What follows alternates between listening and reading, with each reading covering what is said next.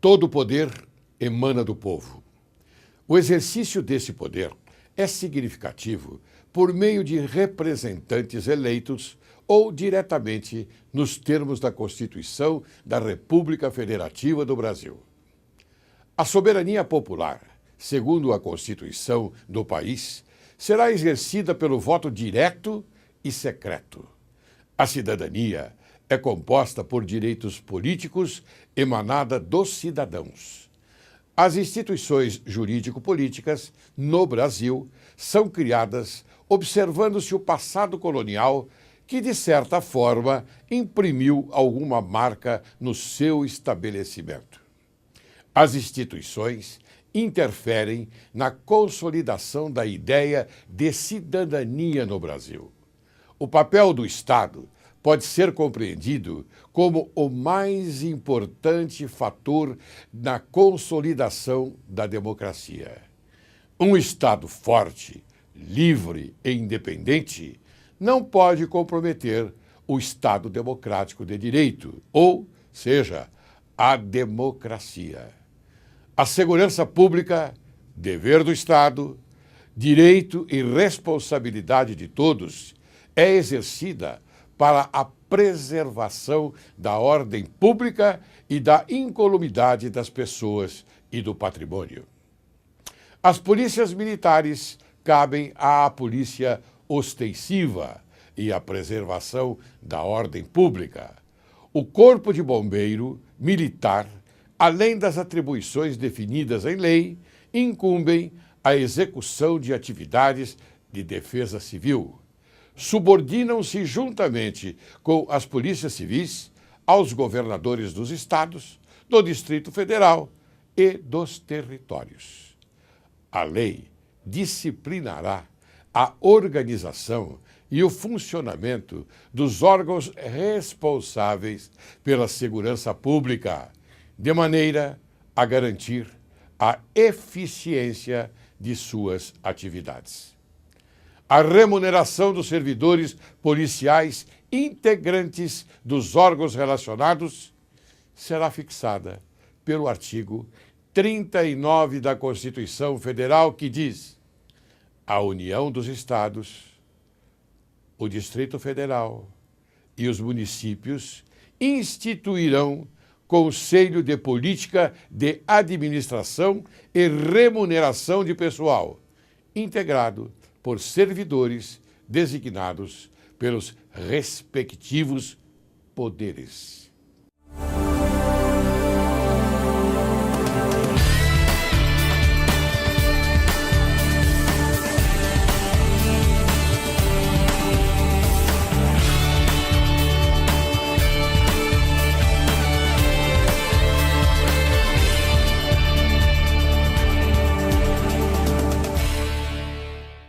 Hoje, Direito e Justiça em Foco conversa com o eminente coronel Roberto Alves. Quem é Coronel Roberto Alves? Advogado e psicólogo, tenente-coronel da Reserva da Polícia Militar, piloto de helicóptero e avião, graduado em Direito e Psicologia, mestre em Ciências Polícias e de Segurança Pública. Docente de Direito Penal e Direito Processual Penal, pós-graduado em Saúde Mental e Doenças Psicoemocionais, mestre de Cerimônias e apresentador de TV, MBA em Endomarketing e Gestão de Competência. Este é o pequeno currículo que eu posso falar, porque se eu continuar falando do coronel, eu vou utilizar os 40 minutos do programa. Ele tem um currículo imenso. É um homem brilhante, uma pessoa digna de ser apresentada a você, caríssimo telespectador, nesse programa Direito e Justiça em Foco. Como vai, coronel? Olha, muito melhor, doutor Lércio, muito melhor. Depois dessa apresentação, na realidade, são alguns anos de experiência em várias áreas, mas fundamentalmente na história da Polícia Militar do Estado de São Paulo, em que segui uma carreira, e essa sim, ela me traz bastante orgulho, porque conseguimos realizar muito daquilo que todo ser humano deveria fazer, ajudar ao próximo sem esperar nada em troca. Então, de tudo isso que nós falamos, poderíamos resumir nisso. é a oportunidade de poder ajudar de alguma forma as pessoas. E é o que nós fazemos aqui, o que o senhor está fazendo também. Podendo trazer um pouco mais de informação às pessoas e buscar o esclarecimento. Então, coronel, o senhor sabe qual é o objetivo desse programa? Eu sou fruto do Judiciário Paulista. O Judiciário Paulista me autorizou, inclusive, a proceder a esse programa que me dá muita honra. Eu falo do Poder Judiciário, falo do Ministério Público, falo da advocacia, falo das instituições da Polícia Militar, como também da Polícia Civil. Enfim, nós falamos e objetivamente coisas de interesse da população, da sociedade. Mas nós damos a informação correta. Nós não ficamos em cima do muro, não. Damos a informação correta. Porque a sociedade necessita saber do que se passa no Brasil. Necessita dessa informação. Por isso que o senhor hoje está aqui para conversar comigo sobre segurança pública. Mas nós vamos fazer o possível para trazer alguma informação, alguma orientação. Não, tenho certeza disso. Como o senhor disse logo no início, a sua carreira é brilhante. Eu coloquei o brilhante porque conheço. Muito bem, o senhor já comandou unidades operacionais do policiamento de trânsito e várias outras também. Eu gostaria que o senhor falasse sobre isso. Bom, a carreira começou muito cedo, aos 16 anos, quando eu ingressei na Polícia Militar, pela Academia de Oficiais do Barro Branco, e a partir da minha formação eu tive a oportunidade de trabalhar nas atividades de policiamento de trânsito, do grupamento aéreo, que foi parte significativa da minha carreira, foi na aviação. Trabalhei muito conhecida, a rota, né, as rondas ostensivas Tobias de Aguiar, em várias unidades operacionais, tanto de São Paulo como do litoral santista. Então tivemos uma carreira que me permitiu conhecer um pouquinho de tudo, tanto nas áreas administrativas como operacionais. Então, me contem desse um pouquinho de tudo. Vamos nos estender agora para a segurança pública, que eu acho que é importante, né, nós falarmos sobre isso, porque nós temos aqui uma pauta sugerida, que foi Dicas de Segurança, né? Então eu gostaria que o senhor falasse exatamente sobre isso. É importante, dentro do processo de segurança, e o senhor citou duas estruturas fundamentais, segurança pública e justiça. São os dois grandes clamores da sociedade hoje. Todo mundo busca a sensação de segurança necessária que o Estado tem a obrigação de dar, a Constituição determina, mas a mesma Constituição coloca uma responsabilidade do cidadão. É dever do Estado, direito e responsabilidade de cada um de nós. Então, dentro da estrutura de segurança pública e fazendo uma analogia com a justiça, não há como se deixar para alguns representantes do Estado, seja no judiciário, seja na segurança pública, a solução de todos os nossos problemas. Nós temos a nossa parte. Só chega para a justiça porque houve um conflito não resolvido, ou mal resolvido, mal conduzido. E a segurança pública é a mesma coisa. O policial não é chamado para tomar café, não é convidado para jantares. Ele é solicitado, requisitado, questionado, cobrado quando a situação já saiu do controle. E nós tínhamos, na minha época, na sua época, com certeza, batentes muito sólidos, principalmente da família, da escola, da educação, da própria sociedade, em que existiam limites. Os nossos valores eram concebidos, existiam limites. O pátrio poder era exercido, os filhos respeitavam os pais com naturalidade, sem necessidade de castigos, de punições mais severas. Quando houvesse necessidade, era espontâneo e natural, a sociedade absorvia. Hoje já não pode nem castigar mais. Existem questionamentos até nessa sequência.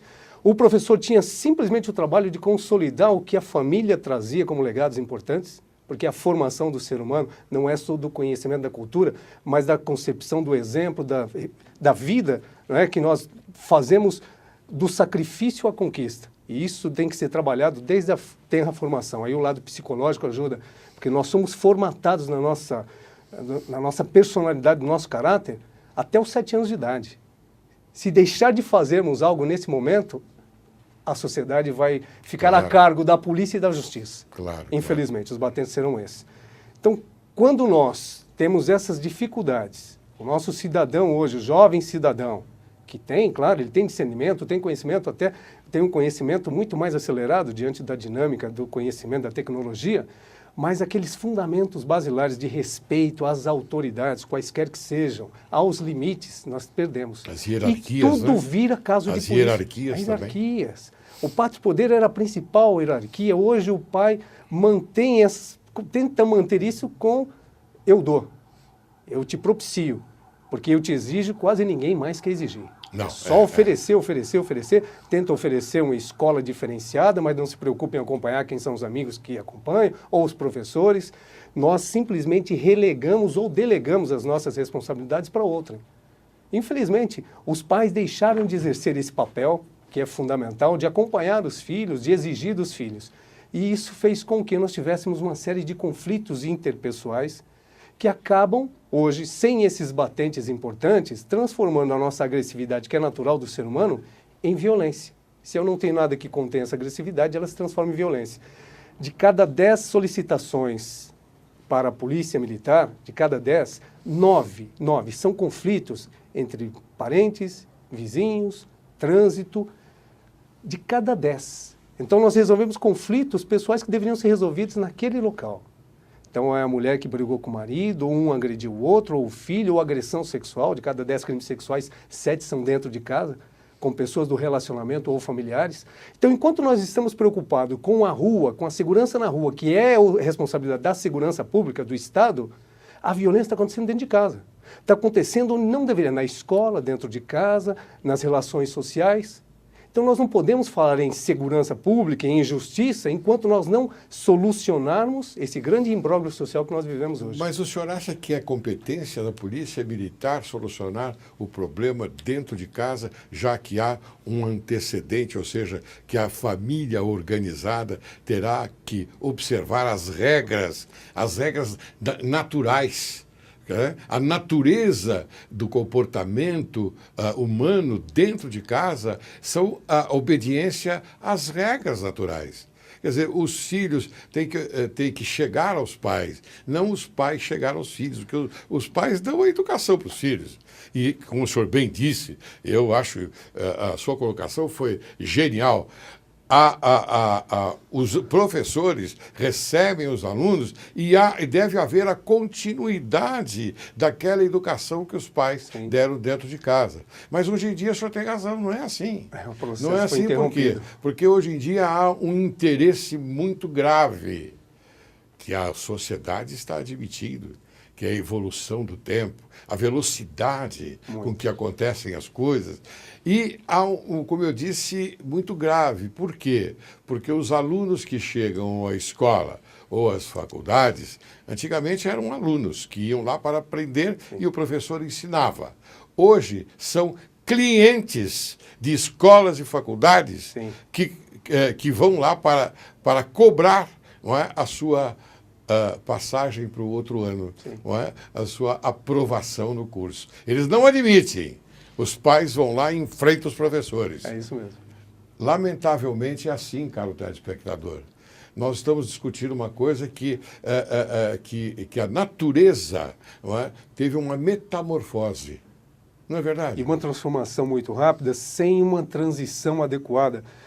As sociedades levavam 1000 anos para alterar algum contexto na sua vivência. Depois, 100 anos, nós temos ainda reminiscências na nossa mente, milênio, um século, década, e hoje a cada minuto muda o comportamento, nós estamos próximos de uma nova guerra. A Síria está sendo hoje, talvez, uma estrutura apocalíptica dentro da estrutura de aceitação dos direitos humanos. Sujeito até a uma ingerência armada, né? Esse é um grande conflito que pode estar iniciando para essa geração que não conhece isso, principalmente a nossa geração. Nós estamos falando aqui no Brasil, o brasileiro não tem uma história regada de muitos conflitos interpessoais, pela luta armada. Nós não temos, as nossas guerras foram muito pontuais e não criou-se um clima de nacionalismo por causa disso. Mas o mundo vive em guerra. E nós não estamos preparados para isso. Basta ver que qualquer tipo de manifestação que deveria ser pacífica vira caso de polícia.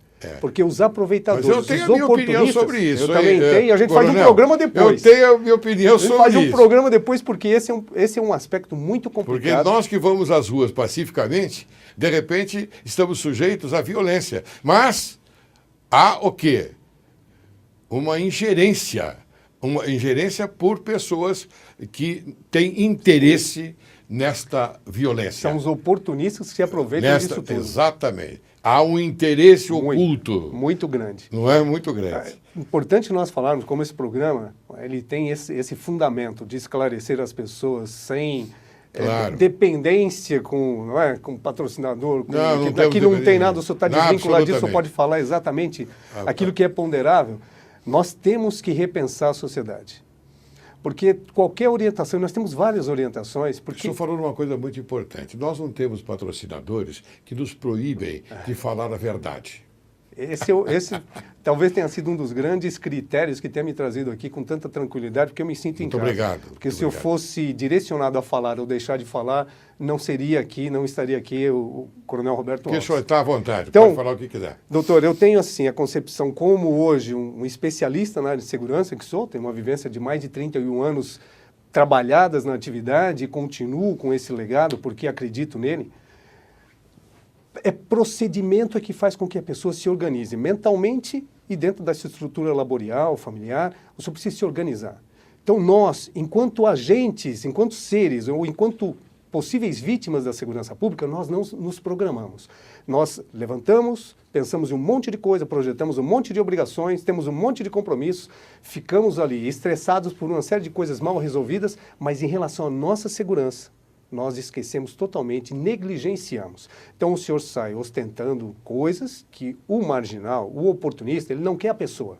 Ele quer os bens que essa pessoa possa lhe oferecer. Claro. E de uma facilidade muito grande. Por quê? Existem dois requisitos para que o crime aconteça. Primeiro, o fator surpresa, que isso depende do criminoso. Ele aguarda o momento certo para fazer, para atacar.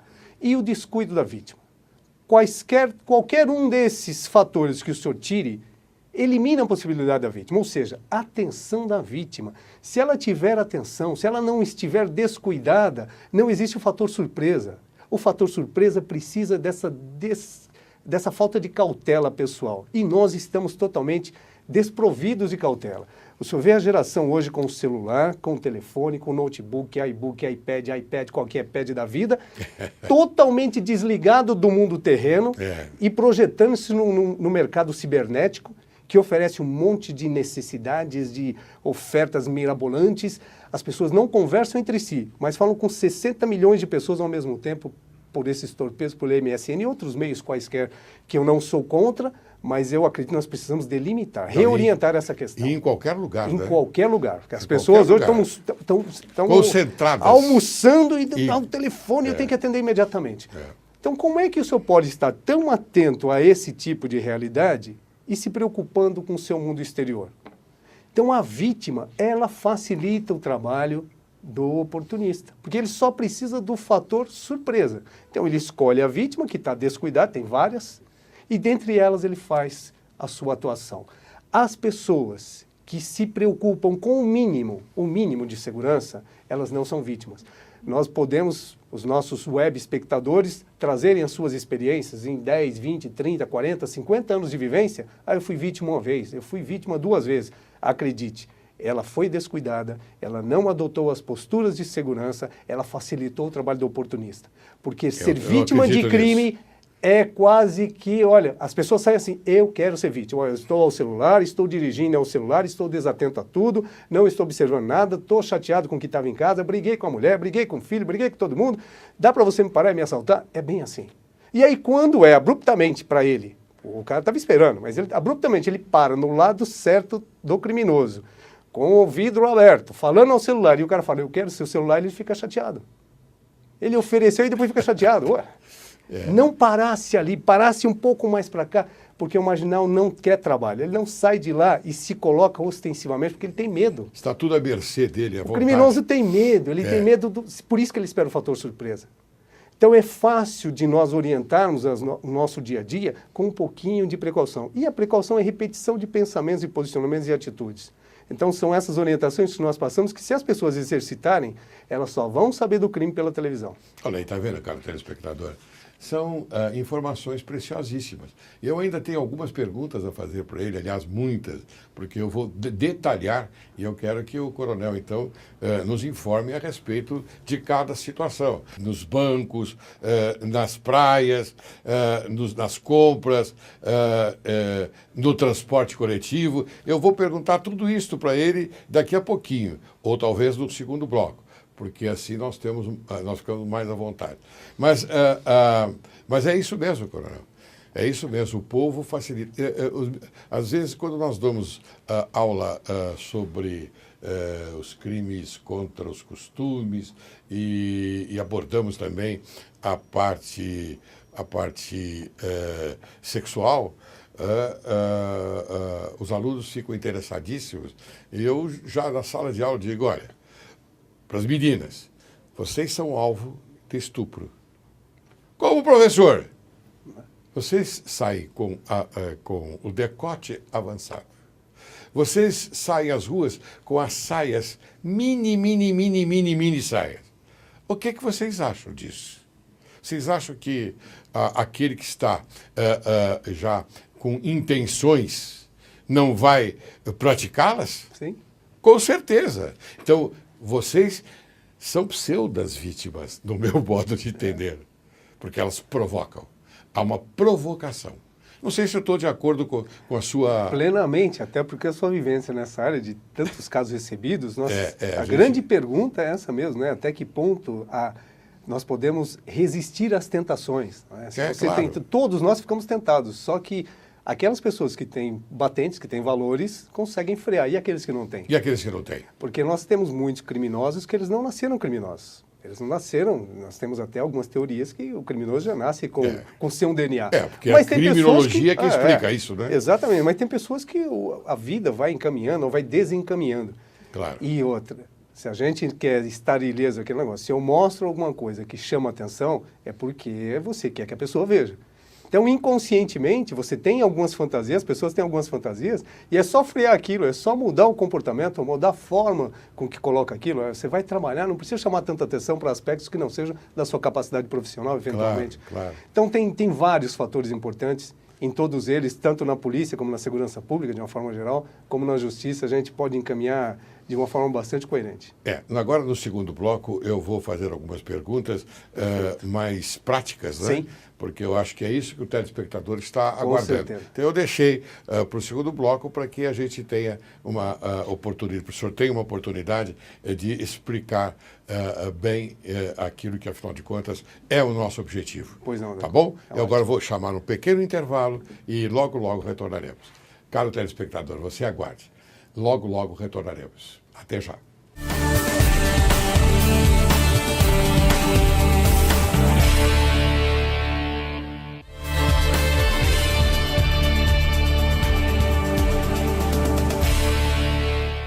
Ao retornarmos, eu pergunto ao coronel sobre dicas de segurança à sociedade. Primeiramente, eu vou colocar nas ruas, coronel, quais são as dicas de segurança que o senhor pode oferecer aqui para o programa e para o telespectador? Muito bem, amigos que estão nos acompanhando. E são atitudes muito simples.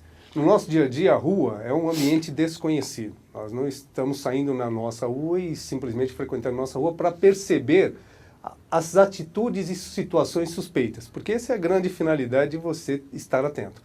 As situações e condutas suspeitas. Você pode ir em qualquer lugar, a qualquer horário, contanto que você faça aquele planejamento. Se você estiver diante de uma situação que chame a atenção, você muda o seu procedimento imediatamente. Mas para que você já evite ser alvo de admiração dos oportunistas, não ostente. Se você vai sair à rua com grande afluxo de pessoas, você não precisa levar o seu relógio mais caro, aquele relógio que qualquer pessoa, principalmente os profissionais dessa área, identifica imediatamente. Tenha materiais mais simples, mais singelos. Os homens normalmente são mais despojados, mas as mulheres saem com muitos penduricalhos, às vezes de valor, às vezes não, mas na dúvida, o marginal ele se interessa. E a mulher traz um contexto muito importante que é a bolsa. Então, se é um alvo de interesse, você está à rua, para as mulheres que estão nos acompanhando, carregue a sua bolsa à frente do corpo, sempre. Se você estiver num local com pouca movimentação, que lhe permita, não é, ter uma observação, um distanciamento maior das pessoas, pode ficar do lado, sim, contanto que ela esteja ao alcance do seu acompanhamento visual. Os homens têm normalmente a carteira. Todo homem tem uma carteira. Quando você não tem um blazer que você coloca discretamente a carteira, é muito comum que os homens coloquem no bolso de trás da calça. Claro. E todo marginal sabe. Então, aquelas pessoas que saem para a rua para trabalhar, porque eles são trabalhadores também, viu? São trabalhadores. E reclamam direitos, inclusive. Aliás, tem muitos direitos, né? O nosso Código de Execuções Penais dá uma série de direitos, o nosso Código de Processo dá uma série de direitos.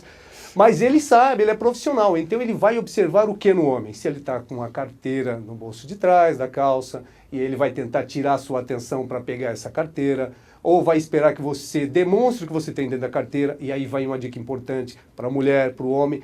A mulher pode levar na sua bolsa escova, pode levar um monte de coisa, mas cartões de crédito, talões de cheque, coisas que chamam atenção e que têm interesse comercial, não façam, deixe em casa. Use uma folha do seu talão, leve uma folha, é bom, é importante, é oportuno. Leve um dos cartões. Todos nós hoje temos vários cartões, até porque os operadores oferecem cartão gratuitamente. Lojas oferecem cartão. Use o cartão do momento. Sempre tem um cartão que está mais, naquele momento, mais fácil de ser utilizado pelas datas. Use aquele cartão. Use o cartão de débito e crédito, simplesmente um cartão do banco. Quase todo banco oferece isso hoje. Por quê? Porque é muito comum que as pessoas queiram ostentar. Ostentam no seu visual, ostentam na sua carteira, aí abre a carteira na frente de qualquer pessoa, porque aí vem o descuido e mostra tudo que ela tem. Um monte de cartão, um monte de cheque, e aí já se colocou como vítima. Então vejam só de não levar tudo isso, você já se afasta dessa condição de vítima. Só de colocar os seus pertences numa forma visual de atenção, você já elimina também o interesse do criminoso. Com tudo isso, se você começar a observar as pessoas que estão no seu dia a dia e observar nos olhos das pessoas, e essa é uma dica importante, antes de você ser vítima, o fato de olhar prontamente para o olho de outra pessoa inibe.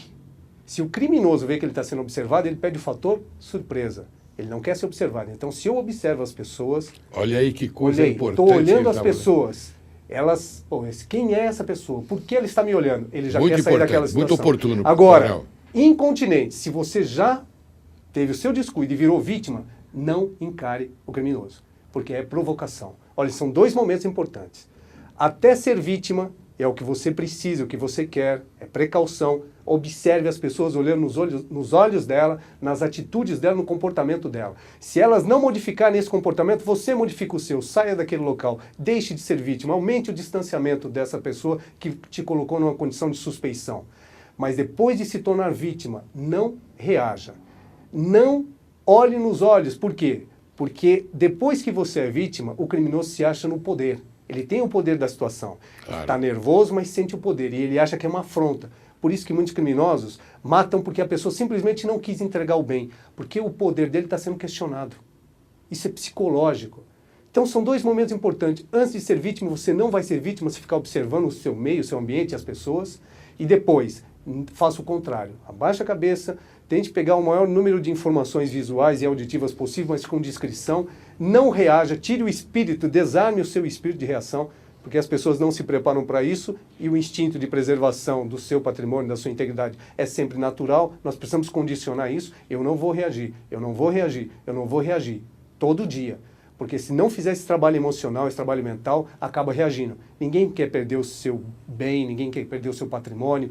E as pessoas, às vezes, levam muito tempo para conseguir aquilo e acham que é muito importante, mais importante do que a sua própria integridade, porque nós não... Mas a vida é muito mais importante que os bens, porque os bens, eles podem ser adquiridos novamente. Sem dúvida alguma. E o maior patrimônio e a vida nosso, não. A integridade física e a vida não podem, não estão ao nosso dispor. Então, essas dicas servem para a rua, para o transporte coletivo, dentro do seu carro, em qualquer circunstância. Agora, situações do dia a dia que fazem com que você esqueça um pouco desse detalhe de observação e tudo mais, não ostente. Não é? Se tiver com a sua bolsa, tiver com a sua carteira, coloque numa condição de descrição ou de acompanhamento visual seu, para que você tenha esse controle. É muito comum as pessoas se aproveitarem das multidões para usurparem o seu bem justamente pelo seu descuido visual. Isso acontece no transporte coletivo, em ruas de grande movimentação, em shopping centers. Então, fazendo isso, não ostentando e tomando cuidado com aquilo que você tem, com seus pertences, e não fazendo o mínimo, você já vai eliminar muito da possibilidade criminosa. Agora, você vai num grande, uma 25 de março aqui em São Paulo, nós estamos sendo acompanhados em todo o Brasil, mas você está aqui num grande eixo comercial, em que é impossível observar as pessoas, é impossível ter essa cautela toda. Então, faça você mesmo. Olha, mulheres, coloque sua bolsa à frente, dedo em cima do fecho. Uma bolsa pequena, na bolsa, né? Uma bolsa que não pequena. chame atenção. Porque se a própria bolsa chama atenção no visual, porque aí é tudo visual, tudo marginal, ele vai naquilo que chama atenção. Discreto, uma cor discreta, aquela bolsinha velha, aquela bolsinha sem nenhum tipo de grife, porque você não está precisando mostrar nesse momento, e você vá simplesmente fazendo o seu caminho, o seu itinerário. Se você sabe que vai pegar o transporte coletivo, separe o valor desse transporte, ou se você não tem o cartão, né, separe o valor e não tire da carteira no momento que todo mundo esteja observando, já tenha com ele do lado, num bolso qualquer. Divida os seus pertences, isso é importante. Se você tem algumas quantias em dinheiro e vai fazer essas compras de dinheiro, divida em várias partes do corpo, porque ninguém, o marginal, não pede tempo, ele quer coisa rápida. Então divida. Para pagar o transporte, para pagar aquela compra que você vai fazer rápido, para aquela alimentação, não fique abrindo a carteira e a bolsa o tempo todo. Tem esses valores já bem, né, destacados, programados, planejados diante daquilo que você já sabe que vai fazer. Você vai tomar uma alimentação, você vai tomar uma água. Então, se você já sabe que vai precisar desses valores, já deixe separado. Isso é importante, para que o principal não seja observado pelas pessoas. Então, isso na rua, no seu dia a dia, é fácil de você fazer, é fácil de lembrar e elimina praticamente todas as possibilidades de você ser uma vítima. Em locais ermos ou, não é, escuros, aí você tem que evitar. O seu planejamento, o que eu vou fazer nesse local, por que eu vou fazer, o que eu preciso fazer. Aí vamos pegar uma situação que muito acontece. A pessoa chega, hoje em São Paulo não dá para estacionar, não tem estacionamento para todo mundo, você chega com um carro e achou a primeira vaga e estaciona na rua. Naquele horário que o senhor deixou o carro, tem muito movimento, tem iluminação, tem pessoas, está tudo aberto, mas na hora que a pessoa vai voltar, de repente ela foi fazer uma compra, vai voltar muito tarde, vai ao cinema, ou simplesmente foi trabalhar, quando ela vai buscar o carro dela, não tem mais ninguém do lado. Está distante de todo mundo. Claro. Ela se colocou numa condição desfavorável, não quando chegou, condição de perigo, mas quando saiu, e tinha que planejar isso. Então, quando isso acontecer, procure ser acompanhada por alguém que possa, não é, naquele momento, dividir com você essa atenção, porque o marginal quer facilidade. Quanto mais facilidades nós colocarmos, ou seja, uma pessoa sozinha, é mais fácil de ser vitimizada. Só para ter um exemplo, doutor, veículos ocupados por 3 pessoas ou mais não são alvos de marginais. Olha só, veículos ocupados por 3 pessoas ou mais. Então, não estou falando nem da carona, mas do transporte solidário. Você vai para a faculdade, vai para o trabalho, tem um amigo que vai, um vizinho que vai, coloque 2 pessoas no seu carro, que você não vai, mesmo que você se coloque na condição favorável para o criminoso, ele não quer trabalho. Até 2 pessoas, eles não vão evitar, porque tem um banco de trás. Mas uma só? Uma só é o cartão de visita. Olha, eu estou sozinho, gostaria de ser vítima, vou usar o celular, vou perder a atenção, vou mudar a música no rádio. Então, tudo isso são dicas importantes que você elimina. Está dentro do carro com 3 pessoas, não vai ser vítima. E fora do carro? Vai dificultar muito o trabalho da ação criminosa. Como nós falamos, o criminoso não quer trabalho, ele não quer risco. Se ele pode escolher entre as vítimas, por que ele vai ter que ficar naquela? Não é um crime planejado.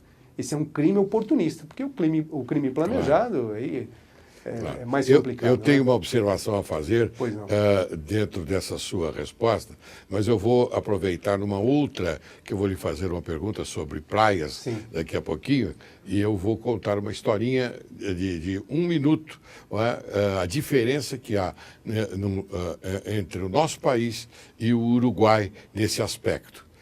É muito importante, porque, caro telespectador, o Uruguai é um país que quase chega ao primeiro mundo. É aqui pertinho, 2 horas de avião. Mas eles são muito organizados. Mas vamos prosseguir. E nos bancos, coronel? O que acontece nos bancos? Banco acontece assim, justamente a nossa vontade, a nossa busca por buscar o nosso montante financeiro. Nós esquecemos de detalhes que são simples. As pessoas que estão no banco não são do nosso conhecimento. Nós estamos numa fila do banco e as pessoas comentam, inclusive, e aí que eu vou aproveitar, não é só para ser vítima naquele momento. As pessoas no banco, na fila do banco, comentam sobre o seu dia a dia, sobre o relacionamento, sobre viagens que fizeram. Muita conversa, sobre o negócio que fechou, a casa que está vendendo. Puxa, ela está já se... Não é? Olha, estão me apresentando.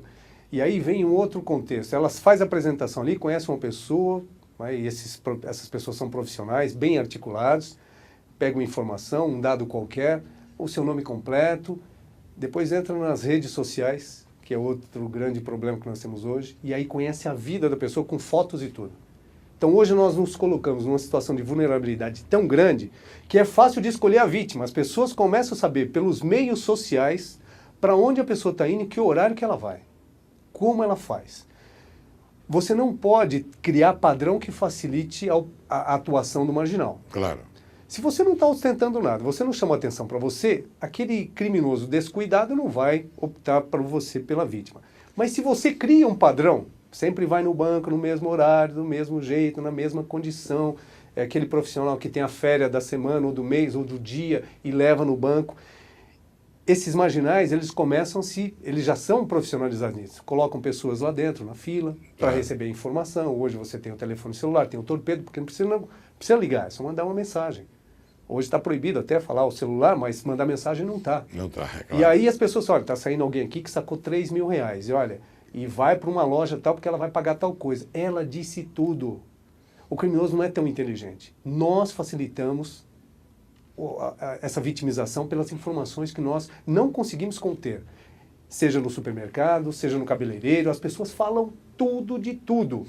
Então, quanto menos você chamar atenção para você, quanto menos você falar de você, quanto menos padrões você criar que facilite a ação desse criminoso, mais fácil de você evitar de ser uma vítima.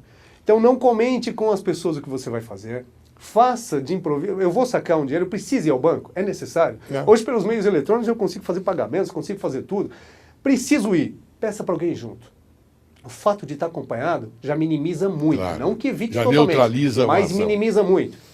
Vai a um caixa automático sacar um dinheiro porque esqueceu de se planejar à noite. Vá onde tenha uma base da polícia, onde tem uma movimentação maior de pessoas, dentro de um shopping. Todos os shoppings hoje têm, né, os caixas automáticos. São mais seguros, mas né? Programe-se. Agora, você não se programou, saiu de carro, está desatento, para no primeiro caixa, em qualquer lugar, num posto escuro, vai sacar.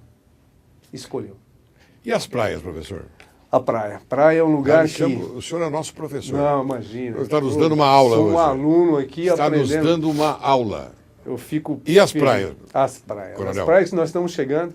O inverno ainda está atuante, mas o verão já está dando a sua amostra aí, que vai ser muito interessante, muito forte. E as nossas praias trazem grandes problemas. Porque se nós somos descuidados no dia a dia, nos dias de afazeres, que só tem comprometimentos de horário, de atividades a fazer, imagine quando você está desprovido de qualquer tipo de obrigação.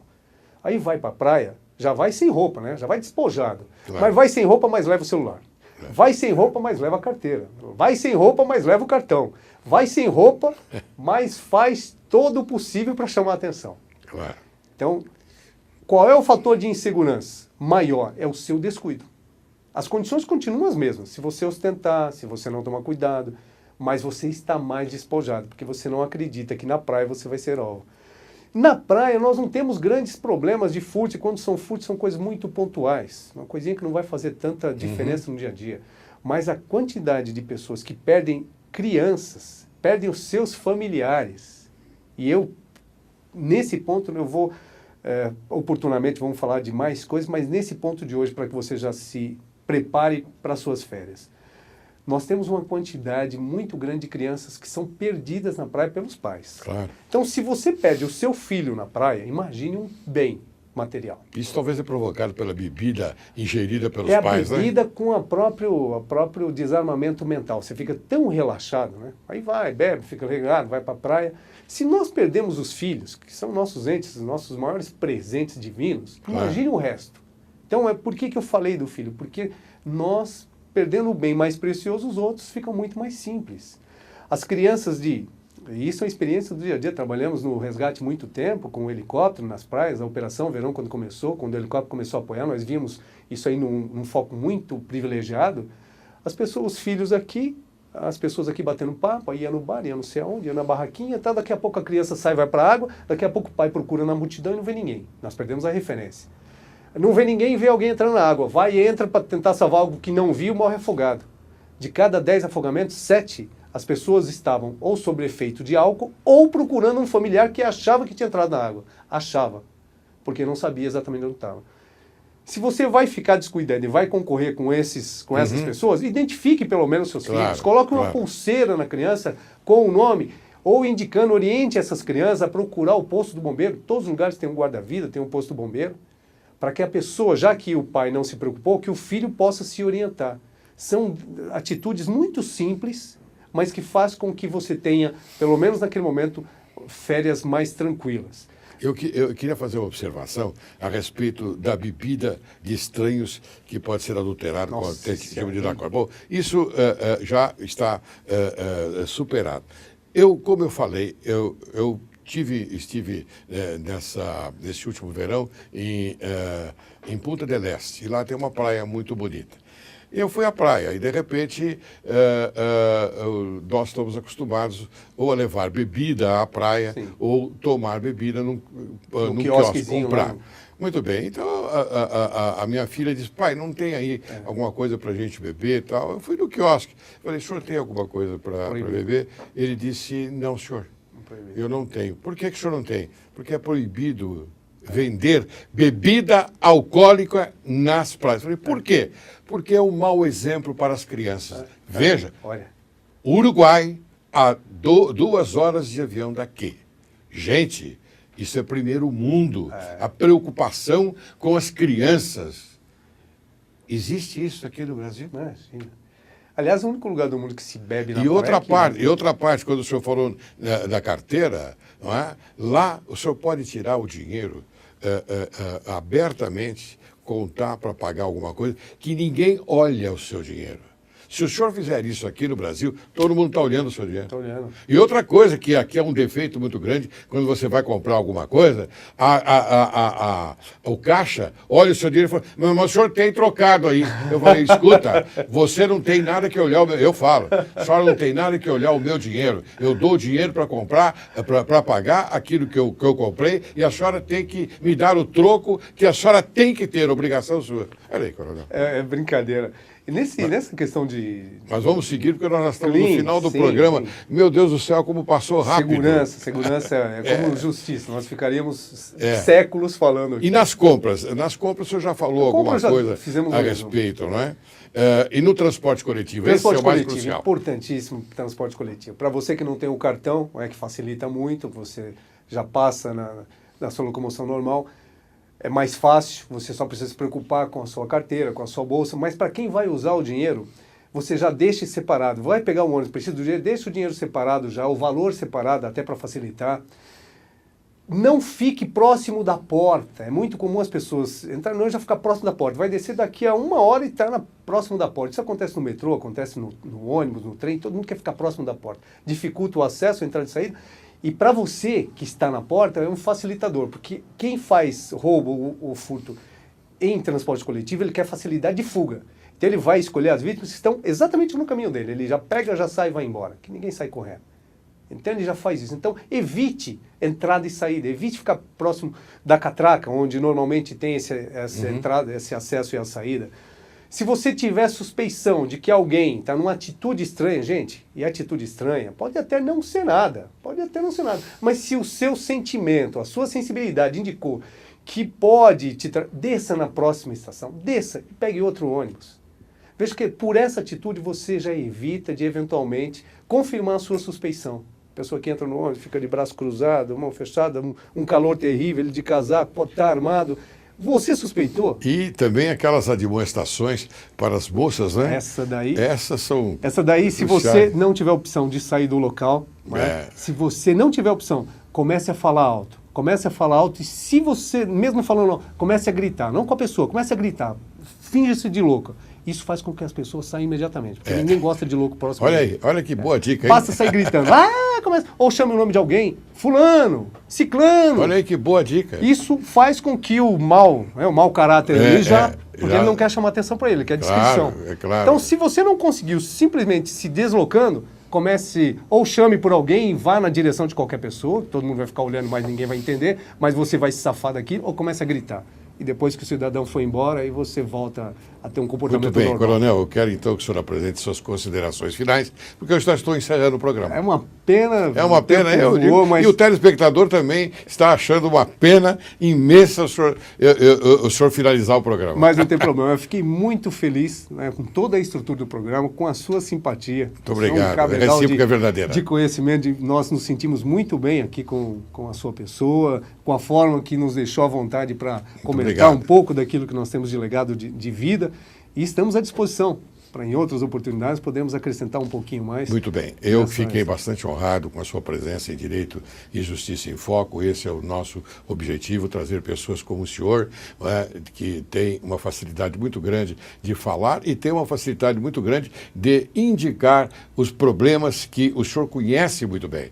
Esse o senhor conhece bem e é uma obrigação nossa, como é a sua, que o senhor naturalmente se dispôs a vir aqui e dizer à sociedade que se previna, porque nós estamos passando por um mau momento. Exatamente. Eu agradeço muito a sua presença e parabéns pela sua locução, pelo seu desenvolvimento e pela sua inteligência. Muito obrigado, eu fico muito feliz aí com a oportunidade.